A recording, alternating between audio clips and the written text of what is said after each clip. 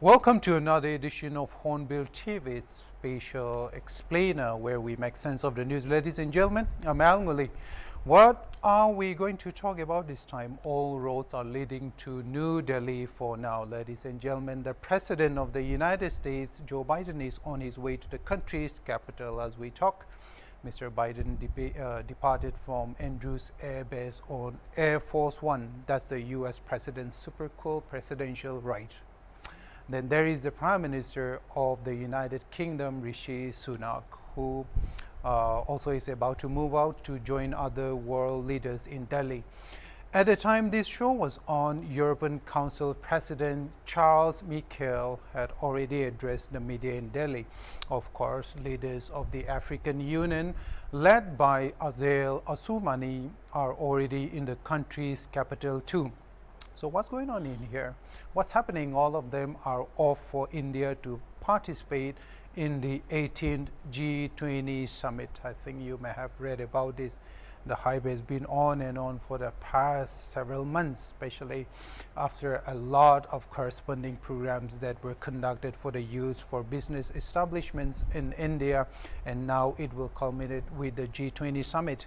India is hosting the summit this time, and with the event scheduled to take place on September 9th and the 10th in New Delhi, there are high expectations across the spectrum of the world's economic, financial, security, and foreign policy corridors.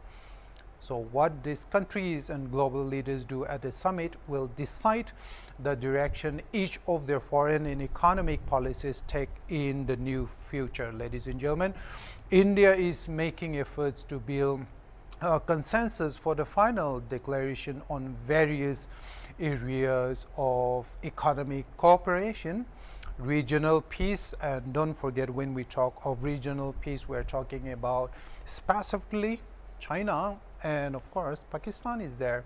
So regional peace and security, that will be the kind of a joint declaration that India is pursuing.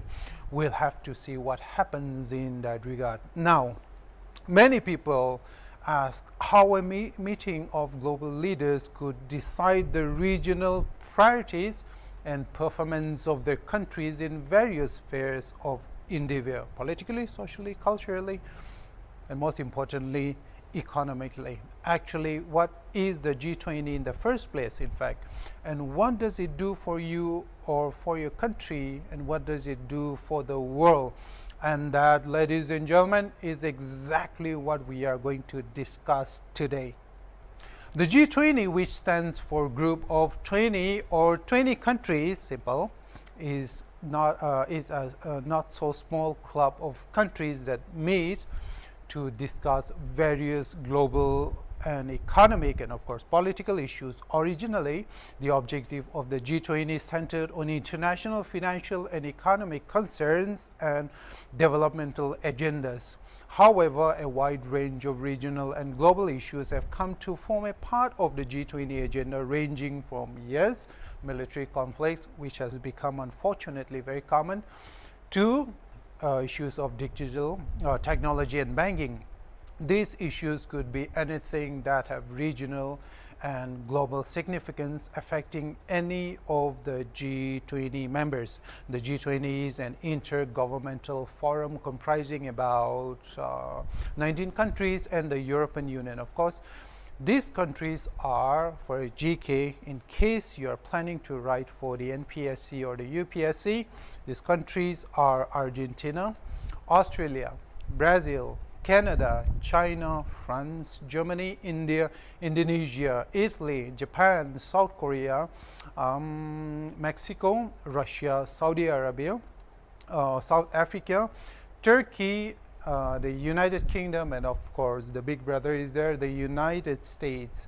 Of course, there is Spain too, and the African Union in the G20, but they are permanent invitees to the G20. They are not necessarily like member, they are more like special guests, but permanent special guests. However, this time Spain's President Pedro Sanchez wouldn't be attending, ladies and gentlemen. You might have read about this on media. On September 7th, reports said he had tested positive for COVID-19, for which the Spanish president will not be attending the summit. So the G20 is primarily composed of most of the world's largest economies, financial ministries. These countries include both industrialized and developing countries. 20 years ago, nobody in India liked to be called a an underdeveloped country. We wanted to be called developing, and actually the kind of language that is being used in the description for the countries reflect the goals of Asian countries such as India, which is not necessarily developed, but it is developing. Anyhow, the G20 countries account for approximately 80% of the gross world product, and it also comprises about 75% of the international trade, 2/3 of the global population, and 60% of the world's land area. That's the G20 for you. That is why the G20 summit has a global impact, and its impact on international policies is not something to be taken lightly of.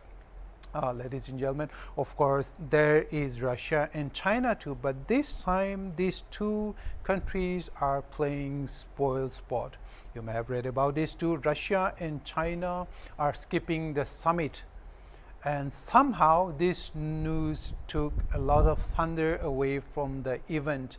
But still, the G20 is still significant, as the U.S. Secretary of Treasury Janet Yellen said that in spite of obvious problems due to Russia's war against Ukraine and Russia's general absence from G20 initiatives, the G20 has been extremely effective, especially under India's leadership, the United States leader said. In regard to the Russian President Putin and Chinese President Xi Jinping not attending the G20 summit in Delhi, Yellen also said it is important to emphasize that the G20 is a prime solution to the global challenges of the region too. It is seen as a premier organization on a global basis that is taking on critical challenges facing the global economy, and particularly the health of the global south. We'll be hearing a lot about global south later on. She said that they have tackled every day, means the G20, they have tackled every important challenges that have been thrown along their way. Sanchez, that is the Spanish president, is among the 3 world leaders to have pulled out of the G20 summit. Ladies and gentlemen, Chinese President Xi Jinping and Russian President Vladimir Putin and are the other 2 leaders who will not be visiting Delhi for the G20 program.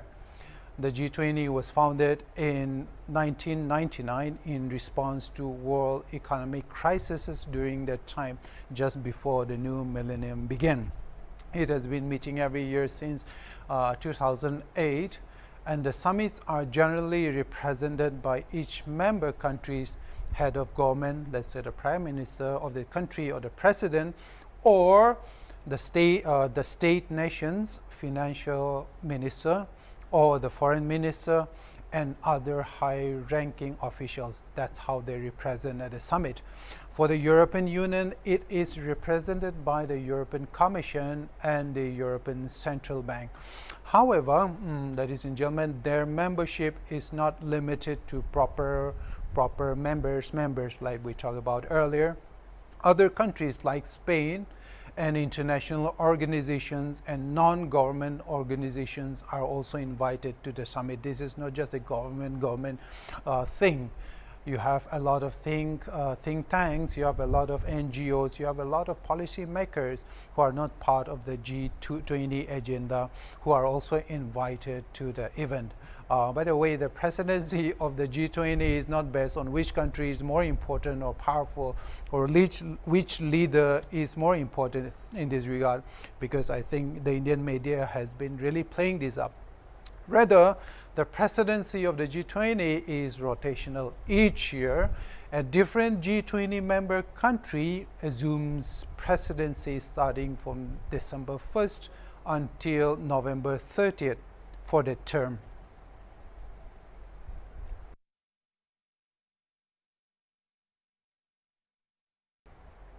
So that was the G20 makeup and what it means to be an organization structured that way, ladies and gentlemen. So let's talk about the next thing. How does the G20 work? It is simple actually, or at least the way the group has structured its functions. I mean, with all the media reports coming in about the kind of agendas they'll be tackling and the complex politicking that goes into their interactions, it might sound a little bit complicated, but it's actually, its functions are very straightforward. Let me tell you how. The G20 presidency leads the G20 agenda for 1 year that it is the president of. And this president country will host the summit. That is the first point. The G20 consists of 2 parallel tracks, the finance track and the other track called Sherpa track. The finance ministers and the central bank governors lead the finance track, while the Sherpas are representatives in this context. The Sherpas lead the Sherpa track and the finance track. Within these 2 parallel tracks, there are working groups in which representatives from the relevant ministry of the member countries, as well as invited or permanent invitee countries and various international organizations participate. Then the finance track is led by the Ministry of Finance of the countries. So these working groups meet regularly throughout the term. The Sherpas oversee negotiations over the course of the year, discussing agenda items for the summit and also coordinating the substantive work of the G20. The G20 also has engagement groups. These groups bring together civil society groups, parliamentarian think tanks, women, youth, labor, and business organizations of the G20 countries to the summit. So we talked about what the G20 is, how they are structured, and what their functions are. So next, what do they do during the summit? Do they just say, hi, hello, I'm here? Do you shake hands and take photo sessions, and then you give very nice sounding statements to the media? What is their focus? What is their agenda? This is what we'll discuss now. First thing, this is the first thing they do, and this is their first focus, financial focus. The initial G20 agenda was very much focused on the question of sustainability of sovereign debt and global financial stability. Ladies and gentlemen, global financial stability in an inclusive format that would bring in the largest developing countries and economies as equal partners to the conversation and implementation. For instance, during the November 2008 summit, the leaders of the group pledged to contribute trillions to international financial organizations, including the World Bank and the International Monetary Fund, mainly for reestablishing the global financial system. Ladies and gentlemen, since its inception, Agenda 2, the recurring themes covered by G20 summit participants have related in priority to global economic growth, international trade, and financial market regulation. This is one of the most important focus areas of the G20. The third is inclusive growth. As stated earlier, the G20 countries account for almost 75% of global carbon emissions.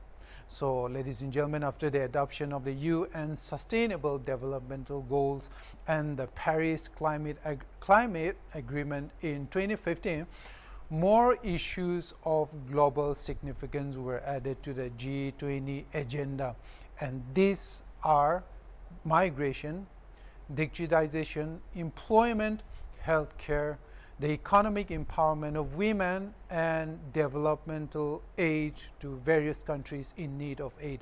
In fact, media reports say that the G20 summit in Delhi might most likely discuss the Ukraine-Russia war too. So from a place where the agenda was financial stability and market regulations. Now the G20 has come to have various topics and issues that are discussed during the summit, and it includes war, hunger, poverty, not just financial matters in that regard. Ladies and gentlemen, again, G20 engagement groups, these are one of the focus areas, but they are not primarily the philosophical heart of the G20. These are more like the implementation arms. The engagement groups represent a diverse group of stakeholders, and they work collectively to develop non-binding policy recommendations formally submitted to the G20 leaders for consideration. They are like the general secretaries of organizations. When you have a lot of presidents going in and about, you're going to have a lot of general secretaries and vice presidents following you with their files, and they take orders from you, instructions from you, and implement your decisions. So the engagement groups are like that in the G20 group. During the 2022 G20 hosted by Indonesia, for instance, there were about 10 engagement groups which were formed to help independent stakeholders in developing proposals and policy recommendation for G20 leaders. Statecraft, international relations, and regional cooperation are a pursuit that is always dressed in nice court suits and goodwill and very nice sounding human goals. But underneath this glossy appearance is political subterfuge, one-upmanship, regional tension, and selfish regional interest. There is much hype going on with the G20 summit in Delhi, ladies and gentlemen, especially for the Indian media. The global media leaders often feel that it is all words and no action. They feel that the G20 is not really effective as it used to be before. But as the president of the European Council, Charles Michel, says, the G20 summit may not be enough to solve all global issues, ladies and gentlemen, but he said it can certainly take bold steps towards resolving them in future. Thank you for watching Hornbill TV. I'm Al. See you next time.